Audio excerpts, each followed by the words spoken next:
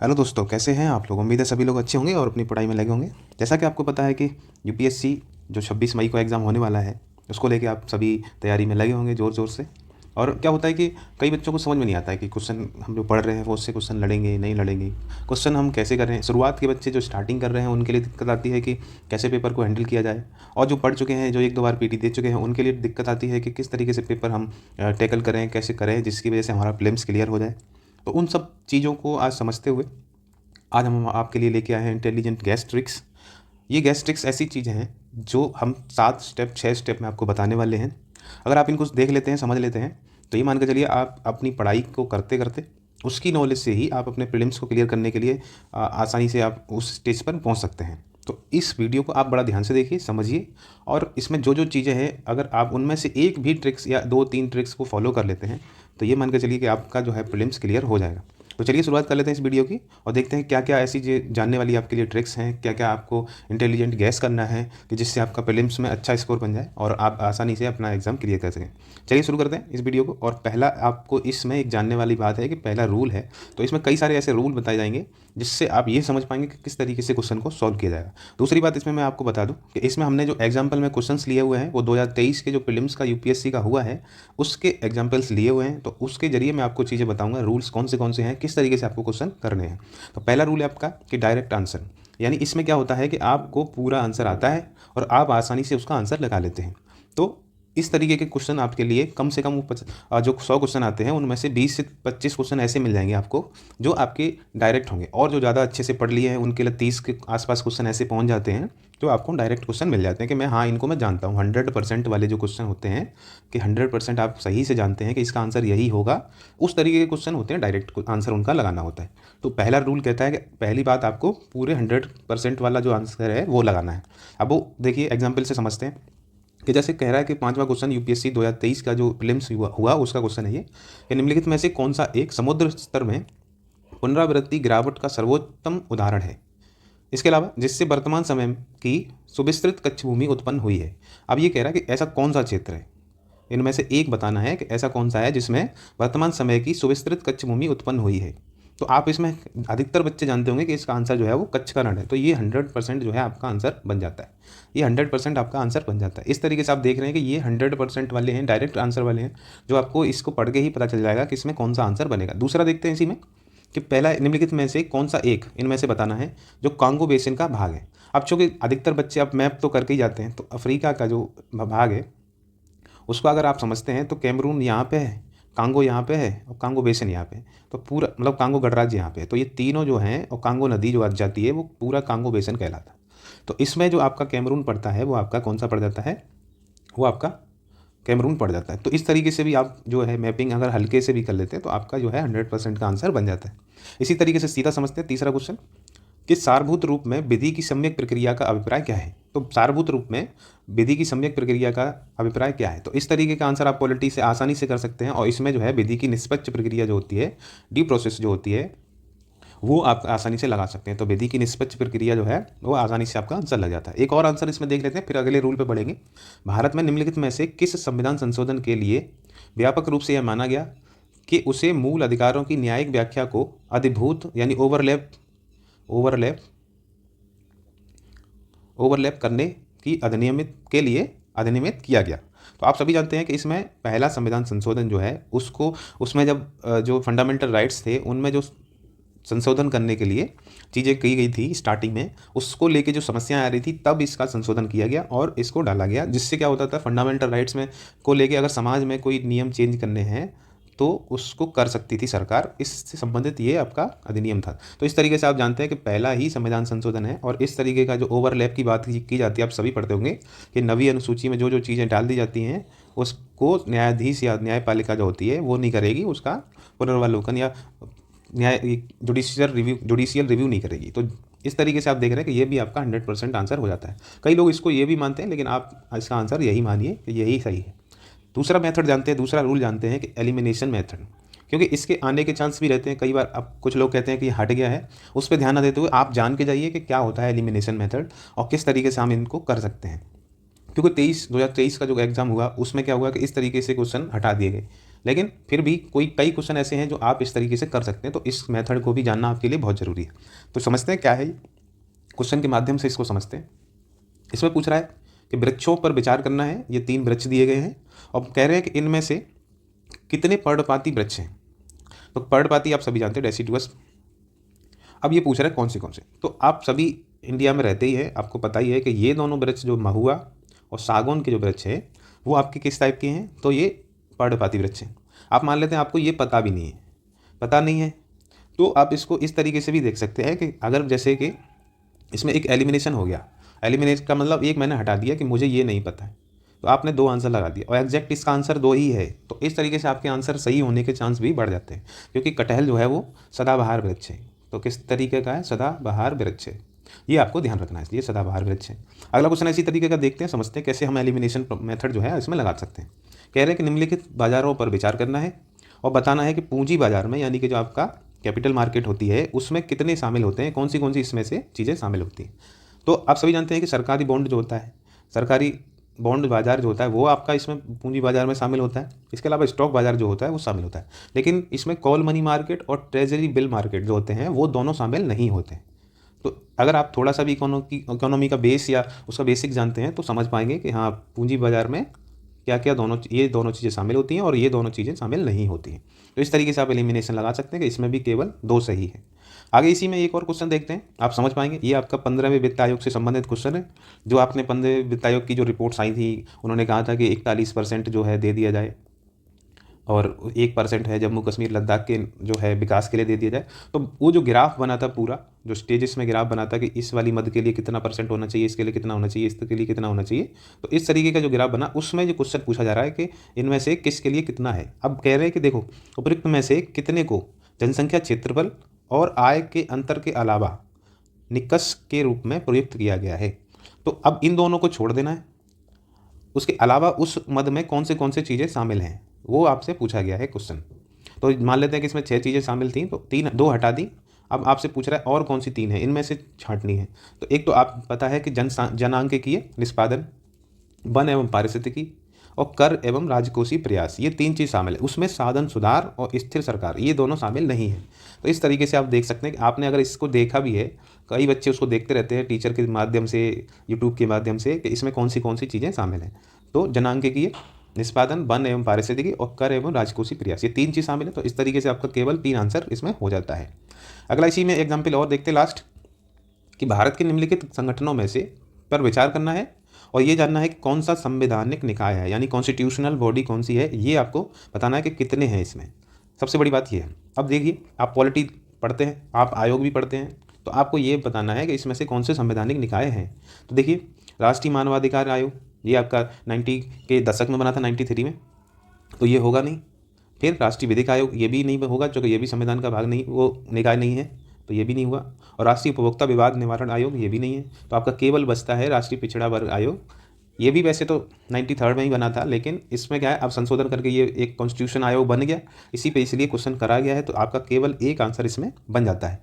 अगला क्वेश्चन हम अपना रूल देखते हैं। स्टेटमेंट बेस्ड जब क्वेश्चन आते हैं तो उसके लिए आप किस तरीके से चीज़ें कर सकते हैं, तो ये समझ लीजिए कि किस तरीके से चीज़ें आप करेंगे। रूल नंबर 3 है, तो रूल नंबर 3 को किस तरीके से समझना है। स्टेटमेंट बेस्ड आप समझ ही रहे हैं कि स्टेटमेंट आता है और उसके साथ दूसरा कथन होता है या कई बार कारण होता है, तो उसको समझना है कि वो चीज़ें कैसे कैसे हो रही। तो इसमें ये चीज़ जाननी है कि कई बार क्या है, कथन जो है सत्य होता है, तो सत्य होता है। अब सत्य को समझकर उसका आंसर देना है। जैसे देखिए, भारत जो है अपने पास यूरेनियम निक्षेप होने के बावजूद, यानी कि भारत के पास यूरेनियम के निक्षेप हैं, इसके बावजूद, जैसे जादूगोड़ा की खान है, आपने सुना होगा कि वहाँ पे यूरेनियम है। यूपी में अगर देखें तो ललितपुर में है, जैसे आप सभी जानते होंगे, ललितपुर में भी यूरेनियम की खानें यानी खनिज पाए जाते हैं। इसके बावजूद अपने अधिकांश विद्युत उत्पादन के लिए कोयले पर निर्भर करता है, ये आपसे कथन में बोला गया है। और ये बात सही है, क्योंकि हम लोग 60% से ज़्यादा जो है अभी भी विद्युत उत्पादन जो होता है, विद्युत उत्पादन है, इलेक्ट्रिसिटी तो प्रोड्यूस करते हैं, वो 60% के आसपास कोयले से ही करते हैं। इसीलिए ये वाला कथन जो है वो आपका बिल्कुल सही हो जाता है। अब कारण समझते हैं। विद्युत उत्पादन के लिए कम से कम 60% तक समृद्ध यूरेनियम का होना आवश्यक है। तो अब ये देखिए, होना आवश्यक है, ये आपके लिए पकड़ने वाली बात है। होना आवश्यक नहीं है, ज़रूरी नहीं है कि 60% हो ही हो, तो इसलिए ये आपका गलत हो जाता है। तो इस तरीके से स्टेटमेंट को समझ सकते हैं आप कि किस तरीके से मुझे टैकल करना है। और इसमें आपका आंसर जो बनेगा, एक ये सही है और दूसरा जो है आपका गलत है। इसी में एक और स्टेटमेंट समझते हैं। देखिए क्या कथन में कह रहे हैं कि आधारिक संरचना निवेश न्यासों यानी जो इन्वेस्ट्स होते हैं उनमें जो जमा या डिपॉजिट होता है से हुई ब्याज की आय जो उनके निवेशकों में वितरित की जाती है कर से छूट प्राप्त है, किंतु लाभांश कर योग्य है। तो इस तरीके का स्टेटमेंट आप इकोनॉमी पढ़ेंगे, आप इन्वेस्ट्स पढ़ेंगे और इन्वेस्ट से समझेंगे कि किस तरीके से ये कर छूट प्राप्त है कि नहीं है, लाभांश कर योग्य है कि नहीं है। मान लेते हैं कि आपने नहीं पढ़ा है तो आपका स्टेटमेंट बेस्ड है कि कर छूट प्राप्त है। तो इस तरीके से जब कहता है कर छूट प्राप्त है, लाभांश कर योग्य है, तो आप समझ के देखिए कि ये लगभग गलत होता है।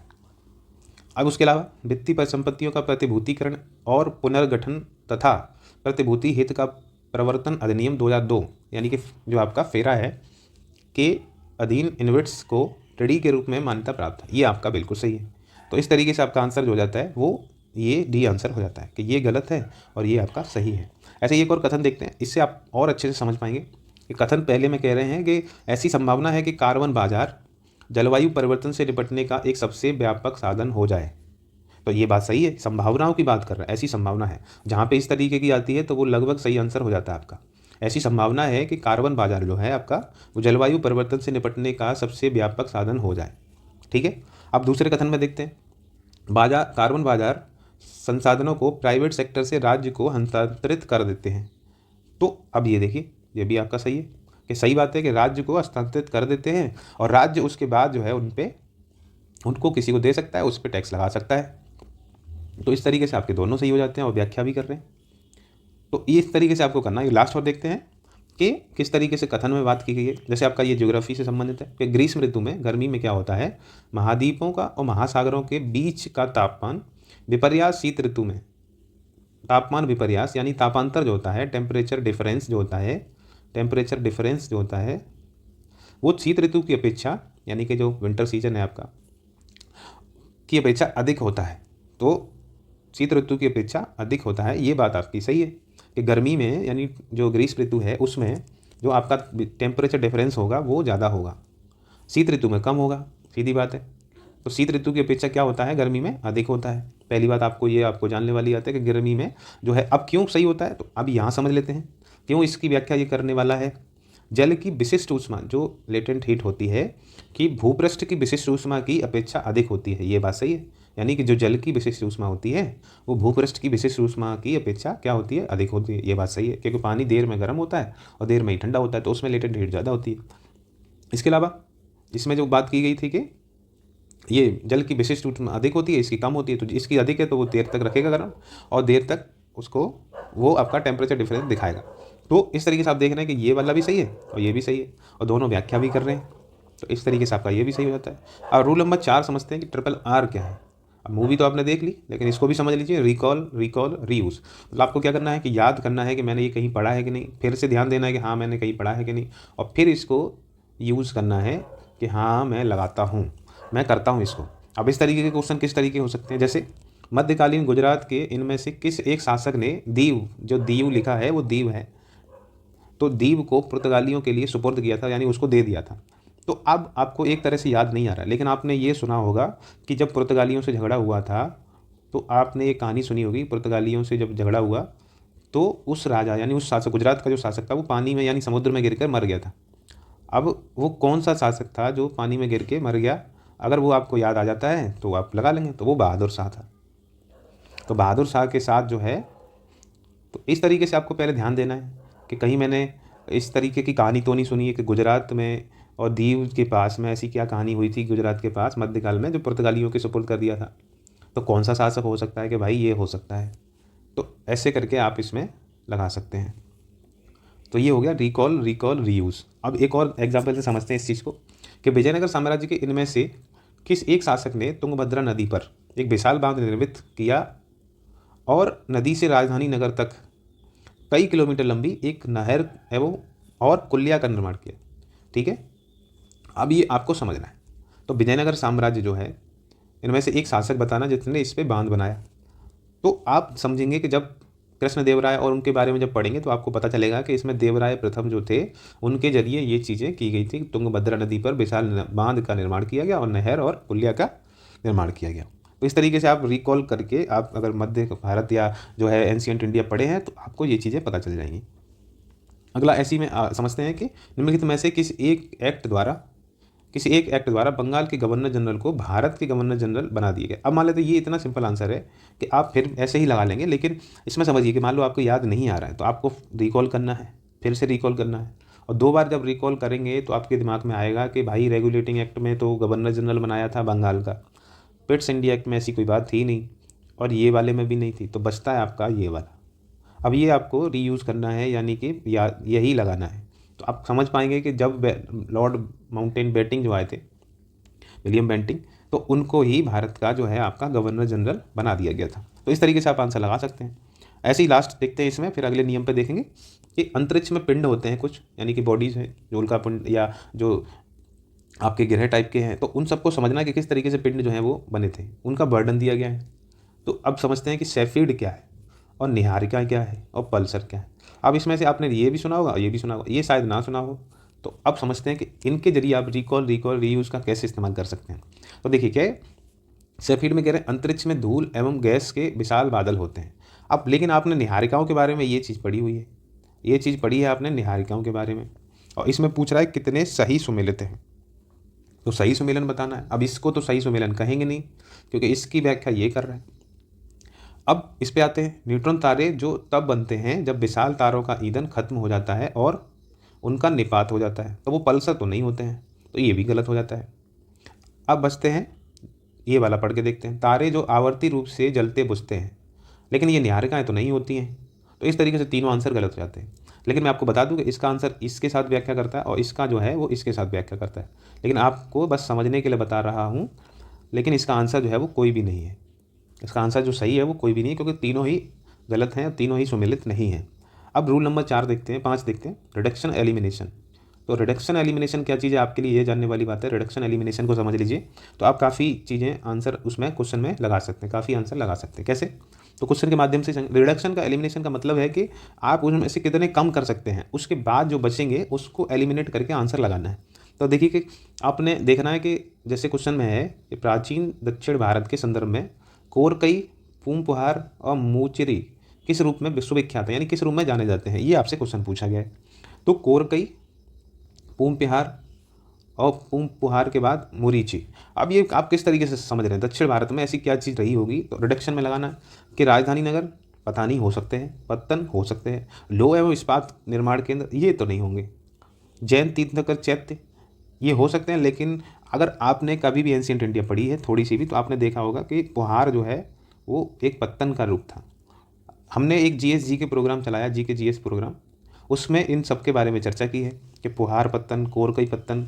तो इन दो से भी आप समझ सकते हैं कि इसके अलावा ये भी मुरीची जो है वो भी पत्तन है। तो इस तरीके से समझ सकते हैं कि इसका आंसर जो है वो पत्तन हो जाता है। अगर इनमें से एक भी आप शब्द पता है आपको, पुहार, कोरकई भी पता है, तो इस तरीके से आप आसानी से लगा लेंगे कि इसका आंसर जो है वो पत्तन है। तो इस तरीके से देख रहे हैं कि आप कुछ चीज़ें हटा के भी इस तरीके से भी आंसर लगा सकते हैं। ऐसे भी समझते हैं अगले में कि देखिए कि प्राचीन भारतीय इतिहास के संदर्भ में निम्नलिखित युग्मों पर विचार कीजिए, और कह रहे हैं कि इसमें रचनाकार और उनकी कृतियाँ दी गई हैं, साहित्यिक कृति बताना है कि कौन सी सही सुमिलित है, कितने सही सुमिलित हैं ये बताना है। तो समझिए कि देवी चंद्रगुप्तम बिल्हड़ ने नहीं लिखी थी, तो ये आपका गलत हो जाता है। अब हम्बीर महाकाव्य ये आपको पता नहीं है। मिलिंद पन्नू ये आपके लिए सब बच्चों को जानते होंगे और उनको पता है कि नागार्जुन ने लिखी थी, तो ये आपके इस हिसाब से आंसर सही हो जाता है। अब बचता है नीति वाक्यमृत, ये सोमदेव सूरी ने लिखी थी। अब देखिए कि पहला गलत है, यानी कि इसमें एक पहले तो ये गलत हट गया, 4 वाला हट गया। अब 2 ऑप्शन आपके पास बचते हैं, 2 ऑप्शन बचते हैं। एक आपको पता है कि बिल्कुल सही है, अब या तो ये दोनों सही होंगे या एक सही होगा या गलत होगा। तो आप इन दोनों में से आप 50-50 पे भी आ गए आप, तो एक तरह से आप इनमें से कोई सा लगा सकते हैं। तो मैं तो अगर मुझे नहीं पता है तो मैं तीनों लगाऊंगा, और इसमें यही आंसर आपका सही भी है कि तीनों आंसर इसके सही है। अब हम बात करने वाले हैं कि अगला जो आपका समझने वाली है रिडक्शन मेथड में क्वेश्चन, वो आपका लास्ट, इसके बाद नए रूल पे चलेंगे।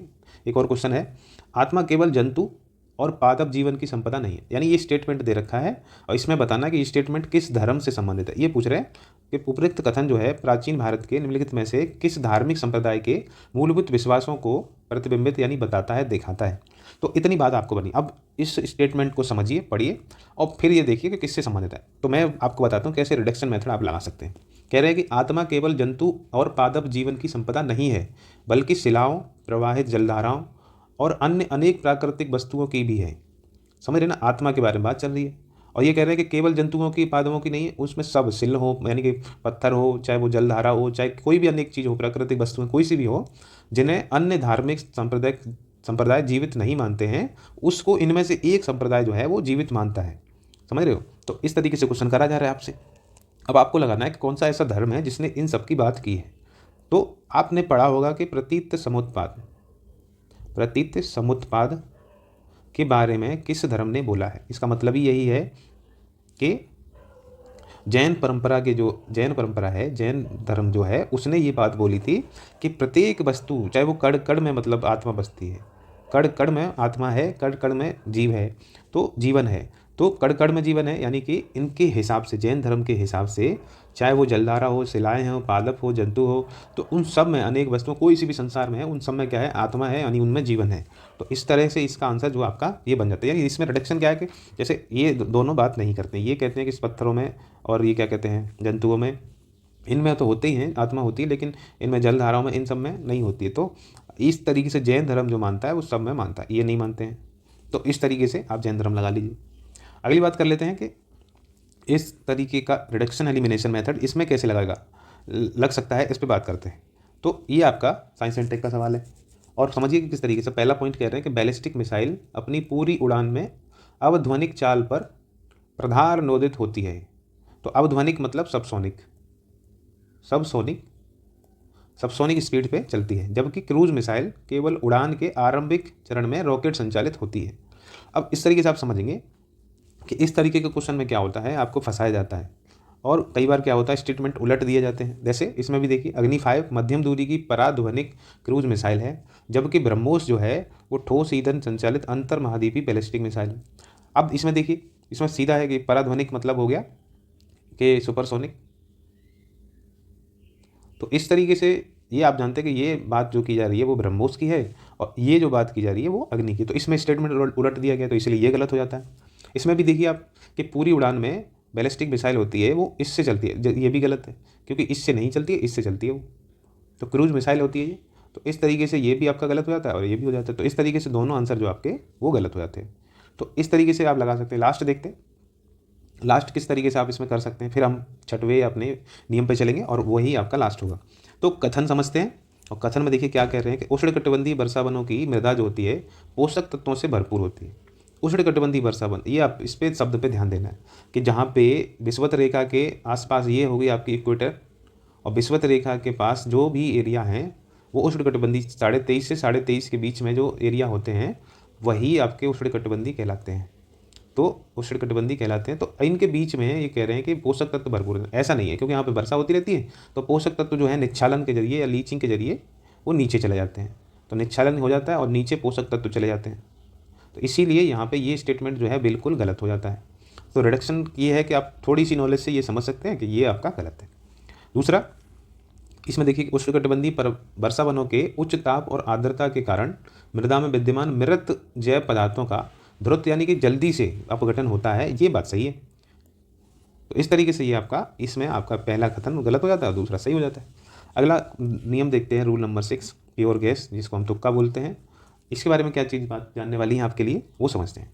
कह रहे हैं कि क्वेश्चन के माध्यम से देखते हैं कि इसमें आपको नहीं पता है, बिल्कुल नहीं पता है, तब आप क्या कर सकते हैं, किस तरीके से आप इसमें आंसर लगा सकते हैं, उस पर हम बात करने वाले हैं। पहला है इसमें क्वेश्चन कि निम्नलिखित में से कौन सा एक कांगो बेसिन का भाग है। तो मुझे लगता है ये क्वेश्चन रिपीट हो गया है तो इसको छोड़ देते हैं, बाकी आपको पता ही इसका कैमरून है। तो अगला क्वेश्चन इसमें है कि निम्नलिखित पर संपत्तियों में निवेशों पर विचार करना है और बताना है कि इनमें से कितने जो हैं वो अमूर्त निवेश माने जाते हैं।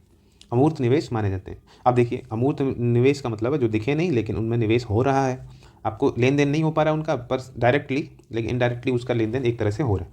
उसको समझते हैं कि देखिए, एक ब्रांड पहचान, कि अगर किसी जो है कंपनी की ब्रांड है और उसके हिसाब से चीज़ों का लेन देन हो रहा है, उसके नाम से हो रहा है, तो वो एक तरह से वो भी आपका अमूर्त निवेश हो रहा है। वैसे ही माल सूची होती है और ये आपकी बौद्धिक संपदा होती है, लेकिन ग्राहकों की डाक सूची का कोई मतलब नहीं है, तो ये इस तरीके से ये गलत हो जाती है। तो इसमें केवल आपके 3 आंसर हो जाते हैं। तो इस तरीके से आप समझ सकते हैं कि भैया ब्रांड पहचान चल रही है, बौद्धिक संपदा, आप आईपीआर पढ़ते ही हैं, आईपीआर पढ़ते हैं, तो इस तरीके से ये भी होगा, माल सूची भी होगी। ठीक है, आगे बढ़ते हैं कि निम्नलिखित में से कौन सा एक लघु कृषक बड़े खेत है। तो लघु कृषक बड़े खेत की संकल्पना को सर्वोत्तम वर्णन कर रहा है, यानी उसकी व्याख्या कर रहा है। तो आप समझ सकते हैं कि लघु कृषक बड़े खेत का मतलब क्या हुआ कि छोटे कृषक जो मिलके बड़े खेत में जब उसको बना के उसकी खेती करते हैं, तो उसका उस टर्म को क्या बोलते हैं, उसकी जो है व्याख्या कैसे करेंगे, तो उसको समझते हैं। युद्ध के कारण अपने देशों से बड़ी संख्या में विस्थापित लोगों का एक बड़ी खेती योग्य जमीन देकर, जिसमें वे सामूहिक खेती कर उपज को आपस में बांटते हैं, पुनः स्थापन करना, ये तो कोई मतलब नहीं है। देखिए किसी क्षेत्र, अब ये वाला देखते हैं, किसी क्षेत्र के अनेक सीमांत कृषक अपने आप को समूहों में व्यवस्थित कर चुनिंदा कृषि संक्रियाओं में समाकलन और संगति लाते हैं, तो उसको हम क्या बोलेंगे, लघु कृषक बड़े खेत बोलते हैं। ये बात आपकी सही है। तो इस तरीके से आप समझ सकते हैं सिर्फ पढ़ के ही कि किस तरीके का आंसर आपका लग सकता है। मान लेते हैं आपको नहीं पता, लेकिन एक व्यवहारिक नॉलेज जो आपको होती है, एक जैसे समझदारी की बात जो करते हैं, तो इस तरीके से आप आंसर लगा सकते हैं। अगला क्वेश्चन देखते हैं कि इनमें से आप कितने कथन सही हैं वो लगा लें। अब इस तरीके से क्वेश्चन आपको एक भी पता है, तब भी नहीं भी पता है, तो आप समझ सकते हैं कि झेलम नदी बुलर झील से होकर जाती है। इतना तो ज्योग्राफी आप पढ़े हैं कि झेलम नदी बुलर झील से होकर जाती है, आपको पता है दोनों ही वहीं हैं जम्मू कश्मीर में, तो आप समझ सकते हैं कि ये आंसर सही हो जाए। ठीक है, अब कृष्णा नदी सीधे कोलेरू झील में भरण करती है, ये सीधा स्टेटमेंट हो गया, तो ये मान लेते हैं आपका गलत हो जाता है। गंडक नदी के विसर्पण से कांवर झील का निर्माण होता है, हमें नहीं पता भाई, तो हम मान लेते हैं कि ये भी गलत है, तो हम इसमें सिर्फ एक आंसर लगा लेते हैं। ठीक है, वैसे मैं बता दूं कि ये बूढ़ी गंडक से बनने वाली है, ये बूढ़ी गंडक से बनती है ये, और ये आपके बेगूसराय बिहार में है, तो बेगूसराय में है ये, और इस तरीके से ये गलत हो जाते हैं, और ये आपका एक आंसर केवल 1 सही हो जाता है। अगला क्वेश्चन देखते हैं कि निम्नलिखित कथनों पर विचार करना है और ये जानना है कि इनमें से कितने कथन सही हैं। तो समझते हैं। अब इसको आप अपनी समझदारी से लगा सकते हैं, इसमें तुक्का है एक तरह से, तो ये मान के चलिए कि इसको आप प्योर गैस ही कर रहे हैं, लेकिन क्योंकि भारत में रह रहे हैं, भारत की चीज़ें जानते ही हैं, तो वो उस हिसाब से आपका आंसर लगेगा कि चीन की तुलना में भारत के पास अधिक कृषि योग्य क्षेत्र है। ये एक फैक्ट बेस्ड भी है, लेकिन आप समझ भी सकते हैं कि भारत जो है प्यासी भूमि का देश है, लेकिन सबसे ज़्यादा कृषि सिंचित क्षेत्र इसके पास ही है। तो एक तरीके से ये आपका भारत, तो चीन की तुलना में भारत के पास अधिक कृषि योग्य क्षेत्र है, ये आपका स्टेटमेंट सही हो जाता है। दूसरा स्टेटमेंट पढ़िए कि चीन की तुलना में भारत में सिंचित क्षेत्र का अनुपात अधिक है। तो भारत में, अभी मैंने बात की कि सिंचित क्षेत्र का अनुपात जो है भारत में चीन की तुलना में क्या है, अधिक है, तो ये भी सही है। और चीन की तुलना में, अगला है, चीन की तुलना में भारत की कृषि में प्रति हेक्टेयर औसत उत्पादकता अधिक है। लेकिन हाँ, ये स्टेटमेंट आप सीधा समझ सकते हैं कि प्योर गलत है, क्योंकि चीन में अधिक उत्पादन होता है। आपने भी सुना होगा, पढ़ा भी होगा कि चीन में उत्पादन अधिक होता है। तो इस तरीके से आप देख पा रहे हैं कि दो ही आपके आंसर जो बन रहे हैं वो सही हैं। एक तो भारत की तुलना में, चीन की तुलना में भारत में सिंचित क्षेत्र का अनुपात अधिक है, ये बात सही है, और दूसरा भारत के पास कृषि योग्य क्षेत्र ज़्यादा है, वो भी बात सही है। तो दोनों आंसर आपके बनते हैं। तो इस तरीके से आज आप समझ पा रहे हैं कि प्योर गैस कैसे लगाना है। इस तरीके से तुक्के आपके लग जाएंगे कि अगर आप पढ़ते हैं और देखते हैं कि ये आंसर आपका लगभग सटीक बैठ रहा है, तो उसको लगा सकते हैं आप। फिर आपने देखा कि अगला नियम के रिडक्शन मेथड में क्या है कि आप कुछ जैसे 4 आपके ऑप्शन दिए होते हैं, उनमें से कौन सा हटा सकते हैं, उसके बाद जो बचता है, उसके बाद आप देखिए कि उसमें से कौन सा सटीक। अगर मान लो 2 हटा दिए, 50-50 पे आ गए, तो आपको आंसर लगाना आसानी हो जाएगी। हो सकता है कि इसमें आपका गलत हो जाए, लेकिन मान के चलिए कि ज़्यादा चांस होंगे, आप इतने अच्छे से जब करते हैं समझ के, तो आपके आंसर ज़्यादा सही हो जाएँ। इसके अलावा रिकॉल रीयूज़, इसको अच्छे से मतलब समझ के जाना और इसका इस्तेमाल ज़्यादा करना, कि आप इसको ध्यान देना, रिकॉल करना और फिर रीयूज़ करना कि कैसे तरीक़ों से चीज़ें हो रही हैं। जैसे कि मैंने बहादुर साहब वाला बात बताई कि आपको उस तरीके से सीधा पता नहीं है, लेकिन आप एक कहानी के ज़रिए समझ सकते हैं कि हाँ, मैंने एक सुना था कि कोई भी एक राजा जो है गुजरात का, वो गिर गया था, उसका नाम था, आपको पता होगा, बहादुर शाह, लेकिन ऐसे याद नहीं आ रहा कि किसने इस पुर्तगालियों को दिया दान में, इस तरीके से सुपुर्द कर दिया, यानी कि उनको जो है दे दिया, तो उस तरीके से याद ना आए, लेकिन इस तरीके से आप याद कर सकते हैं। ऐसे ही हमने जाना कि स्टेटमेंट बेस पे कैसे करना है काम। तो स्टेटमेंट में आप समझना है कि क्या कह रहा है, ये पॉसिबिलिटी की बात कर रहा है कि पूरा फैक्ट की बात कर रहा है, तो उसको समझना है। और यहाँ पे हो क्या कह रहा है कि ठोस के मतलब कहते हैं कि ज़बरदस्ती चीज़ें करवाई जा रही हैं, केवल हाँ होगा ही, इस तरीके से शब्द होगा, तो वहाँ पे भी पॉसिबिलिटी कम रहती है सही होने की। अब हम देख रहे हैं कि एलिमिनेशन मेथड जो हट गया है, लेकिन आप समझ सकते हैं कि इस तरीके के क्वेश्चन इसमें इस तरीके से भी पूछे जा सकते हैं, जैसे कि हमने बात की कि इसमें अगर 1-2 आपको पता है तो किस तरीके से आप आंसर लगा सकते हैं। तो इस तरीके से आप इनमें भी देखा कि आपने सरकारी बॉन्ड बाज़ार, स्टॉक मार्केट, तो पूंजी बाज़ार में कौन से शामिल थे, ये भी देखा कि वित्त आयोग से संबंधित कौन सी अगर आपको ये सारी पता है तो आप आसानी से इनमें छाँट सकते हैं कि ये वाली है, ये वाली है और ये वाली है। तो इस तरीके से हमने आज देखा। तो आप इन तरीकों को इस्तेमाल करें, समझें इनको, और क्या कहते हैं कि अपने प्रीलिम्स के जो टेस्ट सीरीज आप लगा रहे हैं, जो प्री प्रैक्टिस कर रहे हैं, उनमें इसको लाने की कोशिश करें। और तब तक के लिए आज की वीडियो में इतना ही रखते हैं। अगली किसी वीडियो में और किसी ट्रिक्स को, किसी और नॉलेज की कहानी को लेके आएंगे। तब तक के लिए आप हमारे चैनल को सब्सक्राइब कर लें और शेयर कर दें अपने दोस्तों के पास, जो आपके साथ तैयारी कर रहे हैं, उनको शायद पता ना हो, वो भी इसको देखें और समझें, शायद उनका भी भला हो जाए। और इस चैनल को लाइक कर लीजिए। तब तक के लिए मिलते हैं। और टेलीग्राम ग्रुप को ज्वाइन कर लीजिए, जिससे क्या है आपको PDF और टेस्ट वगैरह आपको क्विज वहाँ पे कराए जाते हैं, वो आपको मिल जाए। तो तब तक के लिए मिलते हैं। Thanks for watching video. धन्यवाद।